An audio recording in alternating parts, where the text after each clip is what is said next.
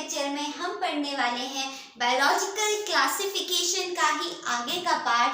Last lecture में हम लोग ने 2 किंगडम क्लासिफिकेशन को डिस्कस किया था। एरिस्टोटल कौन थे, लिनियस कौन थे, इन सब के बारे में मैंने आपको बताया था। और आज यहाँ से हमारा मेन चैप्टर शुरू है। ये अभी तक जो हम पढ़ रहे थे वो हिस्ट्री थी, ओके। अब ये हमारा मेन चैप्टर शुरू है जहाँ पे हमें 5 किंगडम क्लासिफिकेशन में पढ़ना है। तो उसमें आज हम फर्स्ट किंगडम डिस्कस करेंगे। तो लेट्स स्टार्ट। लास्ट क्लास में मैंने आपको बताया था लिनियस के बाद एक और साइंटिस्ट आए थे जिनका नाम था R.H. विक्टेकर। जिनका नाम क्या था?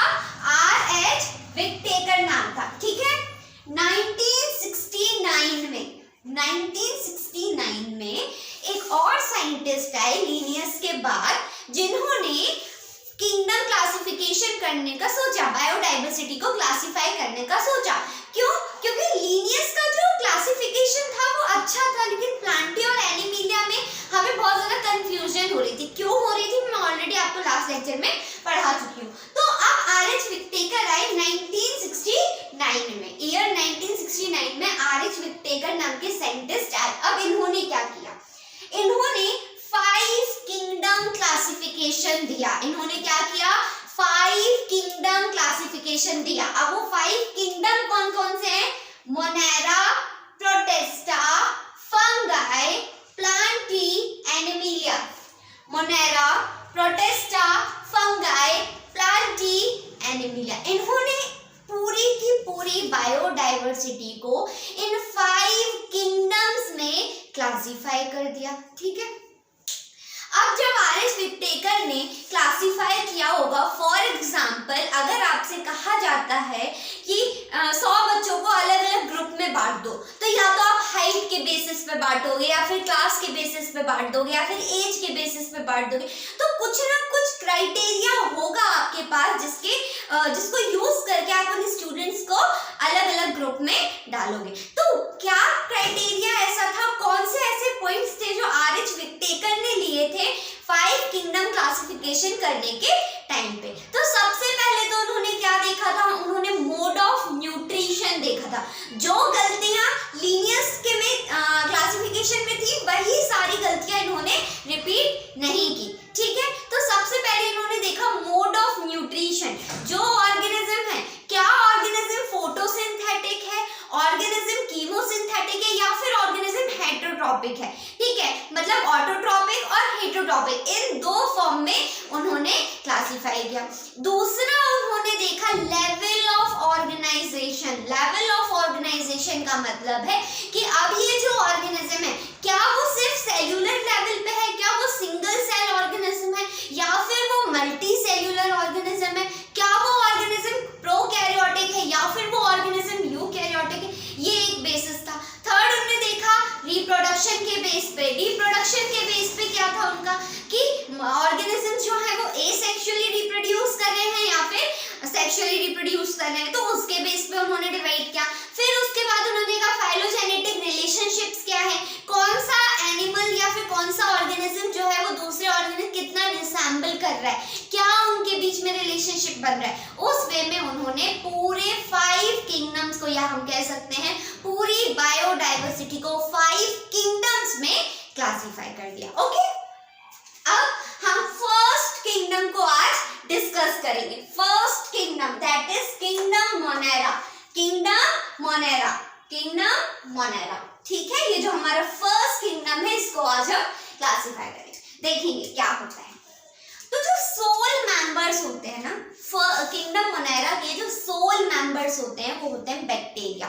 तो जितने भी बैक्टीरियाज हैं बायोडाइवर्सिटी में, जितने भी बैक्टीरियाज थे उनको एक ग्रुप में डाल दिया गया और उस ग्रुप का नाम उन्होंने, उस किंगडम का नाम उन्होंने क्या रख दिया?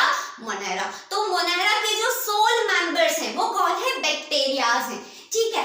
अब ये जो सोल मेंबर्स बैक्टीरियम हैं ये 4 शेप्स के होते हैं। ये जो बैक्टीरियाज होते हैं ये 4 शेप के होते हैं। कौन कौन से? सबसे पहले कॉकस शेप होता है, कॉकस मतलब गोल स्फेरिकल शेप के होते हैं। फिर होता है बैसिलस।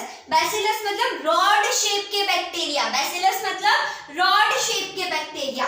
फिर आया विब्रियम, विब्रियम मतलब कॉमा शेप के बैक्टीरिया, इस टाइप का शेप होता है। कॉमा शेप के बैक्टीरिया, और last one is spirillum, that is spiral shape के बैक्टीरियाज होते हैं। ठीक है, तो जो बैक्टीरियाज होते हैं वो 4 टाइप के होते हैं। कौन कौन से? Caucus, bacillus, विब्रियम and spirillum. Caucus, bacillus, विब्रियम and spirillum. Very good. ठीक है, तो ये शेप आपको आराम से क्वेश्चन आ सकता है कि बैक्टीरिया जो होते हैं वो कितने शेप के होते हैं, तो 4 शेप के होते हैं।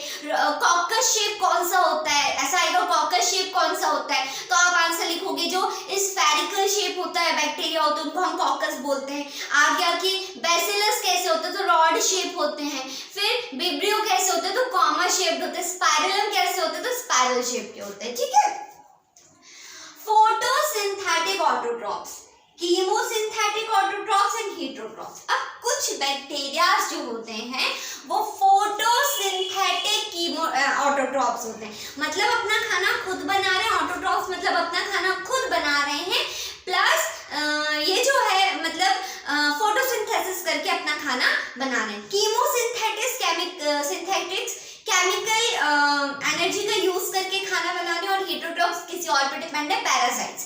ठीक है, यूनिसेल्युलर और प्रोकैरियोटिक। यूनिसेल्युलर होते हैं, सिंगल सेल्ड होते हैं। प्रोकैरियोटिक वेल डिफाइंड न्यूक्लियस इनके पास नहीं होता है। एसेक्सुअली रिप्रोड्यूस करते हैं, मेजरली बाइनरी फिजन के थ्रू ये रिप्रोड्यूस करते हैं। ठीक है, तो अगर हम मेन कैरेक्टरिस्टिक्स ऑफ बैक्टीरिया यहाँ पे देखें तो सबसे पहले बैक्टीरिया सोल मेंबर्स हैं किंगडम मोनायरा के। 4 टाइप के बैक्टीरिया होते हैं, कॉकस, बैसिलस, विब्रियम, स्पाइरलम। फिर फोटोसिंथेटिक ऑटोट्रॉप्स होते हैं, कुछ फोटोसिंथेसिस करते हैं, कीमोसिंथेटिक केमिकल एनर्जी का यूज करके खुद का खाना बनाते हैं। कुछ हेटेरोट्रॉपिक होते हैं, हेटेरोट्रॉपिक मतलब पैरासाइट्स होते हैं, किसी और पे डिपेंड होते हैं। ठीक है, फिर यूनिसेल्युलर होते हैं बैक्टीरियाज, सिंगल सेल होते हैं। यूनिसेल्युलर मतलब प्रोकैरियोटिक होते हैं बैक्टीरियाज, प्रोकैरियोटिक मतलब इनके पास वेल डिफाइंड न्यूक्लियस नहीं होता है। फिर उसके बाद एसेक्सुअली रिप्रोड्यूस करते हैं, अगर हम मेजरली देखें तो बाइनरी फिशन से रिप्रोड्यूस करते हैं। ठीक है, अब ये हमने पढ़ लिया सोल मेंबर्स, मतलब बैक्टीरिया जो हैं मोनायरा के अंदर जो ऑर्गेनिजम्स होंगे उनके ऑर्गेनाइजेशन वगैरह क्या कैसी होगी, उनके जो मेन कैरेक्टरिस्टिक्स होंगे वो ये सारे हैं। ठीक है, अब हम पढ़ेंगे कि ये जो किंगडम मोनायरा है उसको 2 फाइलम में आर.एच. विक्टेकर ने कन्वर्ट कर दिया था। किंगडम मोनायरा को 2 फाइलम में आर.एच. विक्टेकर ने डिवाइड किया। कौन कौन से 2 फाइलम? एक है आर्कीबैक्टीरिया और दूसरा है eubacteria. First phylum is archaebacteria and second phylum is eubacteria. ठीक है, अभी जो आर्कीबैक्टीरिया होते हैं ऑर्गेनिज्म, ये कैसे होते हैं ना, ये बहुत ही ज्यादा हार्श इन्वायरमेंट, हार्श क्लाइमेट में सरवाइव कर सकते हैं। ये बहुत ही ज्यादा हार्श वेदरिक कंडीशंस में सरवाइव कर लेते हैं। ठीक है, तो ये ना जो आर्कीबैक्टीरियाज होते हैं वो हेलोफिलियंस होते हैं। हेलोफिलियंस का मतलब ऐसे आर्कीबैक्टीरियाज जो कि सॉल्टी एरियाज में रहना पसंद करते हैं। ऐसे आर्कीबैक्टीरियाज जो सॉल्टी एरिया में रहना पसंद करते हैं उनको हम बोलते हैं हेलोफिलीज। क्या बोलते हैं? हेलोफिलीज बोलते हैं। ठीक है, अब सेकंड अगर हम देखेंगे तो ऐसे आर्कीबैक्टीरियाज जो कि हॉट स्प्रिंग्स में रहना पसंद करते हैं, ऐसे आर्कीबैक्टीरियाज जो कि हॉट स्प्रिंग में रहना पसंद करते हैं उनको हम बोलते हैं थर्मोएसिडोफिलीज। क्या बोलते हैं? थर्मोएसिडोफिलीज। ठीक है, नेक्स्ट ऐसे आर्कीबैक्टीरियाज जो मार्शी लैंड्स, मार्शी एरियाज का मतलब होता है दलदल वाली जगह पे रहते हैं, उनको हम बोलते हैं मैथेनोजेंस। क्या बोलते हैं? मैथेनोजेंस बोलते हैं। ठीक है, तो 3 टाइप के आर्कीबैक्टीरियाज यहाँ पे हमको पता चल गए। कौन कौन से? सबसे पहले ऐसे आर्कीबैक्टीरिया जो एक्सट्रीम सॉल्टी कंडीशन में रहना पसंद करते हैं, मतलब ऐसे एरिया में रहना पसंद करते हैं जहाँ पे बहुत ज्यादा सॉल्ट हो, तो उनको हम क्या बोलते हैं? हेलोफिलीज बोलते हैं। क्या बोलते हैं? हेलोफिलीज बोलते हैं। अब ऐसे आर्कीबैक्टीरिया जो हॉट स्प्रिंग्स में रहना पसंद करते हैं, ऐसी जगह पे रहना पसंद करते हैं जहाँ बहुत ज्यादा गर्म हो, तो उनको हम बोलते हैं थर्मोएसिडोफिलीज। क्या बोलते हैं? थर्मोएसिडोफिलीज। ओके, अब ऐसे आर्कीबैक्टीरिया जो मार्शी एरियाज, दलदल वाले एरिया में रहना पसंद करते हैं उनको हम बोलते हैं मैथेनोजेंस। क्या बोलते हैं? मैथेनोजेंस बोलते हैं। तो व्हाट आर द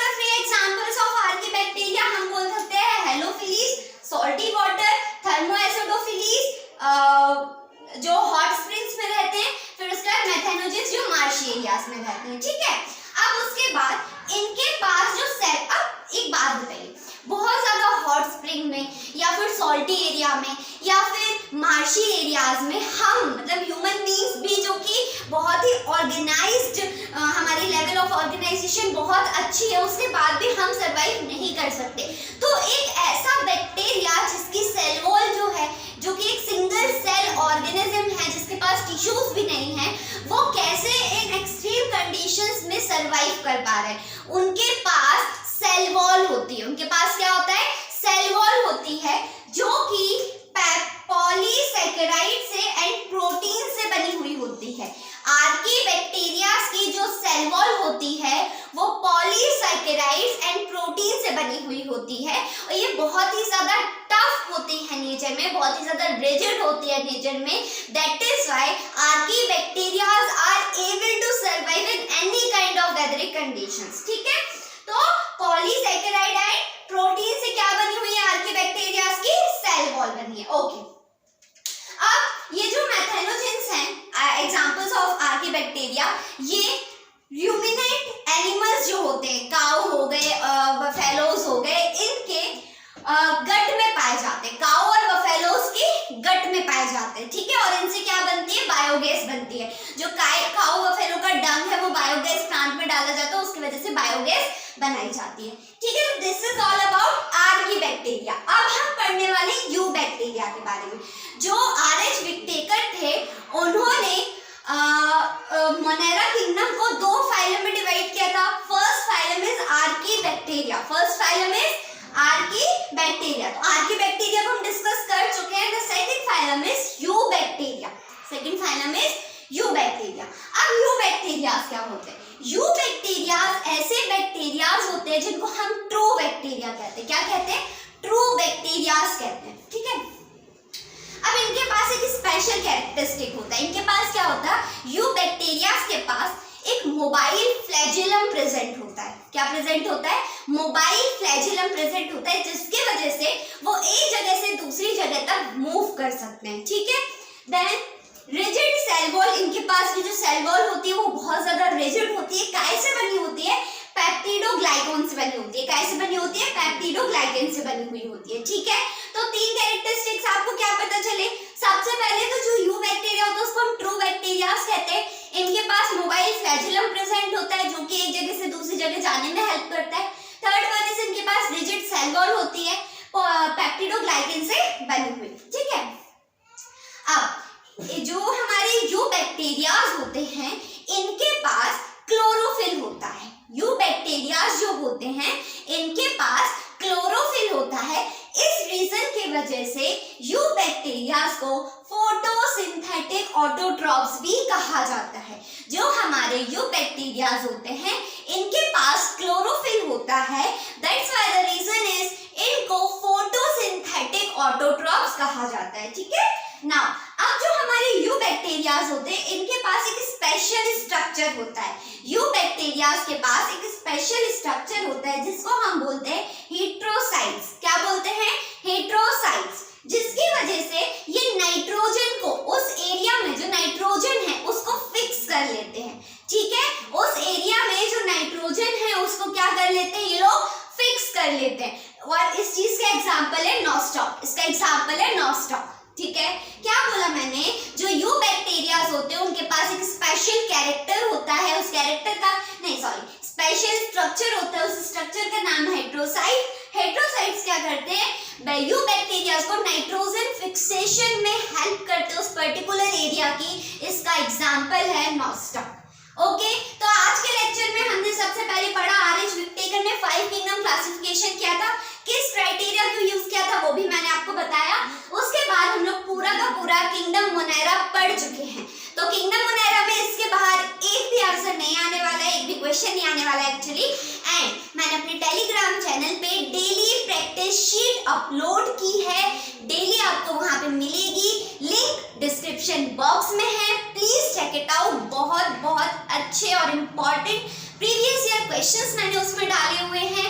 और तब तक के लिए बस पढ़ते रहिए, और आई प्रॉमिस इस चैप्टर को मैं बहुत इजी बना दूंगी आपके लिए। And all the very best. Thank you.